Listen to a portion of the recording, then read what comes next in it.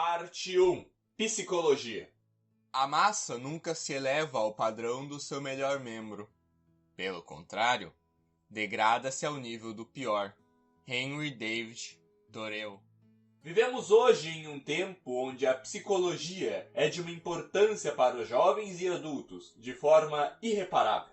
Jovens creem que são completamente diferentes, sentem-se incompletos, deprimidos e ansiosos, expostos e ao mesmo tempo solitários. Escravos modernos em correntes virtuais e psicológicas, onde a menor discrepância é levada como doença, uma alta autoestima é tratada como narcisismo, a tristeza perante ao terror existencial da vida adulta é tratada como depressão, e assim se entope os jovens de remédios, mantendo-os sob controle, enquanto verdadeiras doenças que contaminam a mente destes jovens inocentes são tratadas como identidade. Estamos com uma taxa crescente de doenças mentais, e isto é evidente. Mesmo o mais simples percebe que o mundo ao seu redor está cinza e que as pessoas que nele caminham carregam em seus rostos franzidos o semblante da tristeza de uma vida vazia.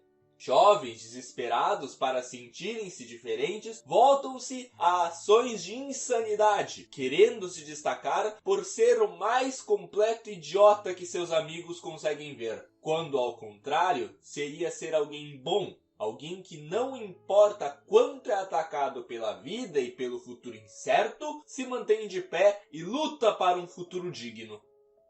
A psicologia, apesar de muito utilizada, não é uma ciência exata, e se o psicólogo não for sadio, a ajuda dele ao paciente será ínfima. Junto à indústria farmacêutica, o esforço para curar as doenças mentais parece inútil. Grande parte não tem cura, e os que realmente são curáveis só são viáveis em um tratamento intensivo, privando seus pacientes de uma vida comum para que os curem de tais enfermidades. A tecnologia atrapalha tal processo, de forma que um jovem é exposto a traumas psicológicos que vão lhe empecilhar no desenvolvimento mental, tal qual a pornografia, que cada dia mais destrói a mente juvenil com as garras do vício.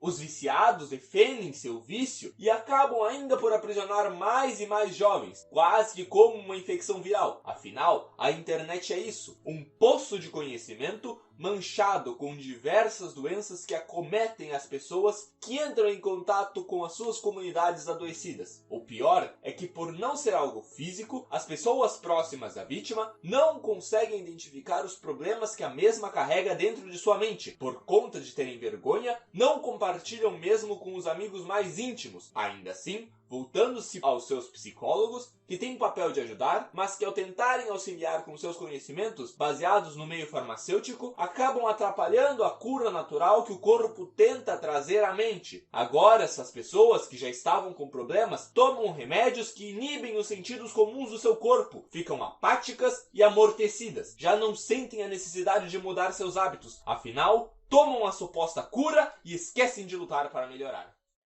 Parte 2. Medos. Se uma planta não consegue viver de acordo com sua natureza, ela morre. E assim também é um homem. Henry David Thoreau. É natural sentir medo. Você com certeza já sentiu medo. É inevitável para o homem que se sinta amedrontado perante ao futuro incerto, uma decisão grande ou um caminho novo. Ainda assim, é dever do homem para que controle seu medo. Que saiba que, apesar do medo das consequências de seguir o caminho que escolheu, ele tem total controle de sua vida. Para o homem, o medo é como fogo. Se ele deixar ser dominado, certamente morrerá. Mas se dominá-lo, poderá conquistar o mundo. Quando se lê um livro de fantasia, os personagens conseguem nos agradar, já que possuem emoções humanas e partilham do medo que sentimos ao partir em uma nova aventura. Tais histórias nos deixam satisfeitos, uma vez que o herói conquista seus medos e resolve os problemas que apareciam em seu caminho. Se você se concentrar apenas nas coisas que lhe fazem mal, lhe deixam com medo, ou a forma ruim como se sente, deixará que o medo te domine por completo. Porém, se você se concentrar em como resolver tais problemas, como se sentir melhor apesar das circunstâncias que encontra, certamente verá que até mesmo o impossível se tornará possível perante ao homem que tem a mente no lugar. A forma de superar seus medos não é somente enfrentá-los cara a cara, para que a exposição a eles te mostre que você os aumenta e por isso se sente intimidado, mas também pedir ajuda. Se você consegue pedir ajuda quando se encontra perdido e com medo, certamente encontrará auxílio, o que te colocará nos trilhos do caminho que você quer seguir.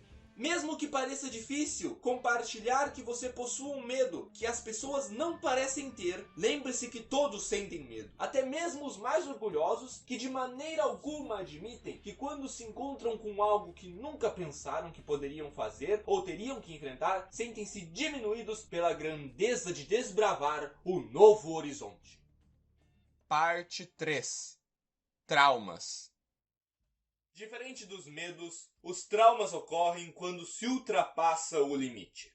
Quando passamos por uma dor que não deveríamos passar, quando nos deparamos com um horror ou uma decepção tão grande que causa uma calcificação metafórica em nosso coração, nos fechamos para o mundo com o objetivo de não sentirmos mais tal dor. Atualmente, os tipos mais comuns de traumas são os de relacionamentos, seja com a família, o amor ou até com amigos. O mais comum é o trauma causado pela tecnologia.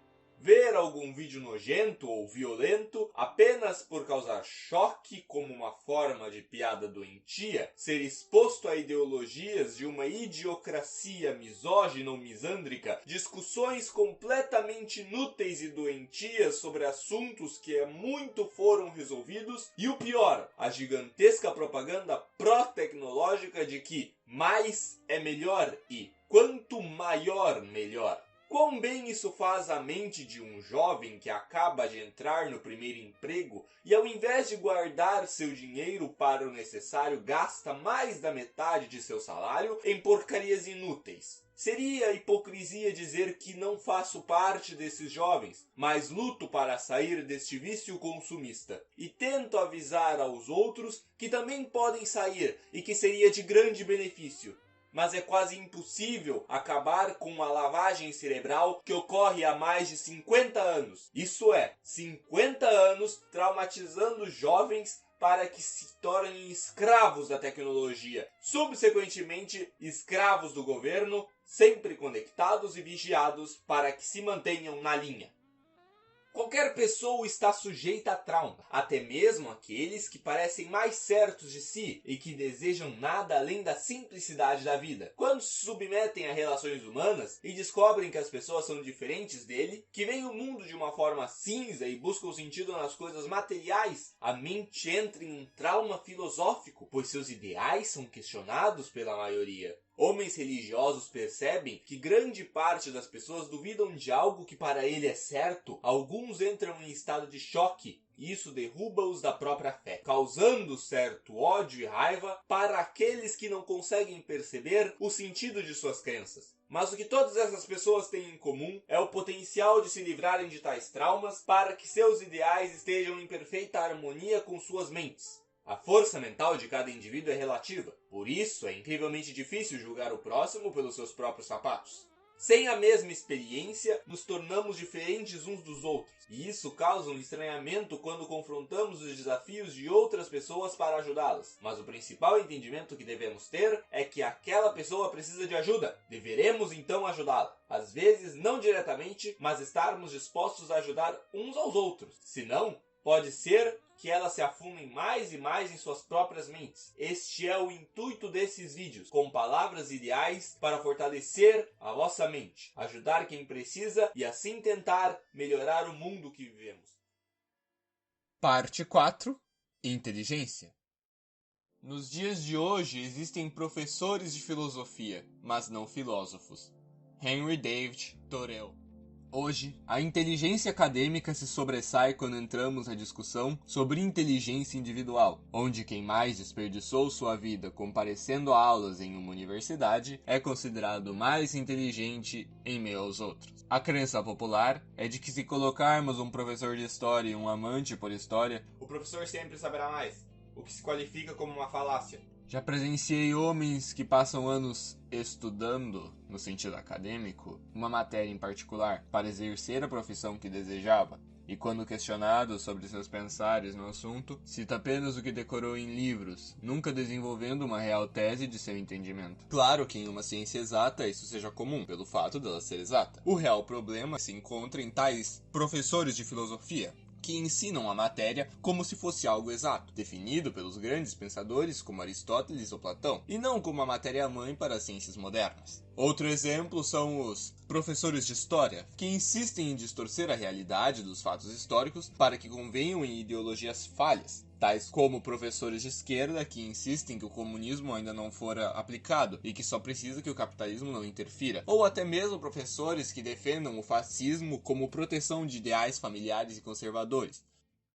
A morte da inteligência começa na escola, onde somos obrigados a decorar assuntos inúteis para o desenvolvimento social e a sobrevivência humana, mas que ao se encontrar junto dos meios tecnológicos fazem sentido, uma vez que o sobrecarregamento da mente jovem é necessário para que se utilize da internet como forma de controle, que a mente fique tão cansada que não consiga entender as falhas do sistema e busque apenas pelo descanso que traz a tecnologia. Nunca chegou a questionar-se como o TikTok ganha dinheiro? Afinal, pagam para os criadores quantidades absurdas de dinheiro para que continuem publicando vídeos que, para qualquer um que tenha entendimento mais complexo das mídias sociais, sabe que serve apenas para gastar tempo. O principal método de obtenção de renda da plataforma é a venda de informações pessoais do usuário, seja idade, gostos, nome, localização, renda mensal e até mesmo a quantidade de pessoas da família. Hoje, a sua privacidade é avaliada completamente por aplicativos que se vendem como entretenimento, quando na verdade são métodos complexos de espionagem. Claro que soa como loucura e coisa de filme, mas não é impossível entender que esses métodos são funcionais. A propaganda é utilizada desde os anos 1900, foi usada em guerras para mudar a opinião pública contra as forças que batalhavam, enquanto hoje é usada para o meio econômico, e não mais para o meio bélico. Nunca memorize algo que não possa pesquisar. Albert Einstein. Parte 5. Memórias. Como se fosse possível matar o tempo sem ferir a eternidade. Henry David Thoreau. Gastamos nosso tempo como se fosse infinito. Ainda mais em uma sociedade onde a expressão tempo é dinheiro é utilizada como mantra para aqueles que querem viver na cidade, cada segundo sendo dedicado ao desenvolvimento econômico em oposição ao desenvolvimento individual. Claro que o desenvolvimento econômico é necessário, ainda mais para a evolução humana como espécie social. Ainda assim, se não dedicarmos este tempo que nos é dado para aflorar o espírito e a mente, certamente hemos de sofrer. A memória humana é de uma enorme beleza, uma vez que conseguimos associar todos os sentidos a ela, tal qual um odor específico que nos lembra um acontecimento por qual passamos. O principal uso da memória é para que mantenhamos nossa humanidade em diversos momentos. Quando em sofrimento, por exemplo, lembramos de nossos momentos felizes e outras vezes por quais sofremos e voltamos a sorrir. Mantemos a esperança de dias melhores. Disso surge a depressão, que inibe as ligações nervosas que nos fazem lembrar desses momentos bons, causando tristeza vazia de esperança. A memória se liga à inteligência, aos medos e traumas, à psicologia, pois é o pilar da mente humana que segura todas as nossas faculdades mentais, para que vejamos o caminho do qual desejamos seguir. Por isso, as doenças mais perigosas são as que afetam a memória, pois acabam com a nossa mente, causando a desumanização.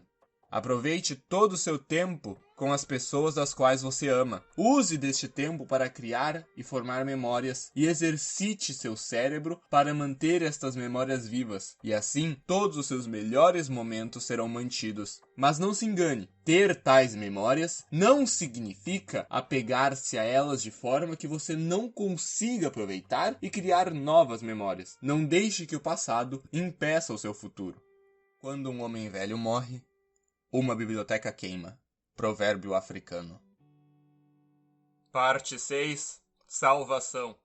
Nada é tão útil ao homem como a resolução de não ter pressa. Henry David Thoreau. O homem que busca salvação certamente encontrará, mas quem se recusa a buscar por ajuda e deixa-se afundar, inevitavelmente perderá a noção de seu próprio valor. Não é dito isso que os que estão no fundo do poço não queiram sair de lá, mas sim pelas pessoas buscarem ajuda somente quando é tarde demais, se encontrando no limite do que o corpo delas aguenta. Portanto, quando sentires o mínimo dos sintomas de algo maior, busque alguma ajuda. Muitos buscam a Deus como um escudo das maldades do mundo, Quando isso não dá certo, culpam a Deus por terem sofrido. Não se mantêm lutando, pois acham que algo maior irá protegê-los. Mas não importa onde se está, não devemos parar de lutar pelo nosso próprio bem-estar. Poderíamos citar infinitos métodos que funcionaram no passado para salvar pessoas de situações mentais trágicas, mas deve-se notar que todos partem de um mesmo passo, que é a intenção de quem está mal de mudar. Seja ir à igreja, um psicólogo, estudar filosofia, aumentar o ciclo social. O mundo hoje vive em pressa. Tudo decorre em tempos ínfimos onde a pessoa comum não consegue sequer se estabelecer sem se esvaecer, onde perdem o contato com si mesmos e tendem de se esforçar para sentirem-se humanos. Acreditamos que no sentido aristotélico, onde virtudes se tornam naturezas para quando os praticamos, o mesmo acontece com os defeitos. Viramos robôs ao trabalhar diariamente em prol de algo vão. Portanto, tens de fazer algo por si mesmo, para que se torne uma natureza, para que você se mantenha humano. O grande defeito das avaliações psicológicas é que informam as pessoas que não se amam que poderiam se amar apenas olhando para si mesmos e dizendo quanto são capazes. Mas o ser humano não desenvolve respeito próprio partindo de um discurso em um espelho. Ele desenvolve respeito próprio quando está próximo daqueles que o respeitam e o amam. Ou seja, por isso aquelas alternativas funcionam. Em uma igreja, todos se amam e respeitam. Ou deveriam. Com o estudo de filosofia, alguns desenvolvem um grau de inteligência que atrai pessoas e o respeito daqueles que apreciam esse estudo. E aumentar o ciclo social é a solução mais prática. Parte 7. Fim.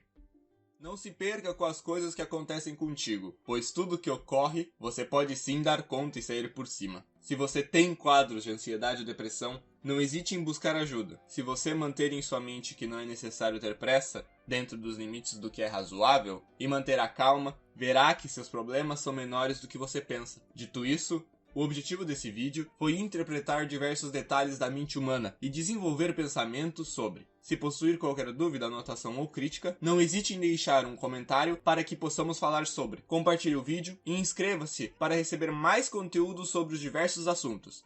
Até a próxima!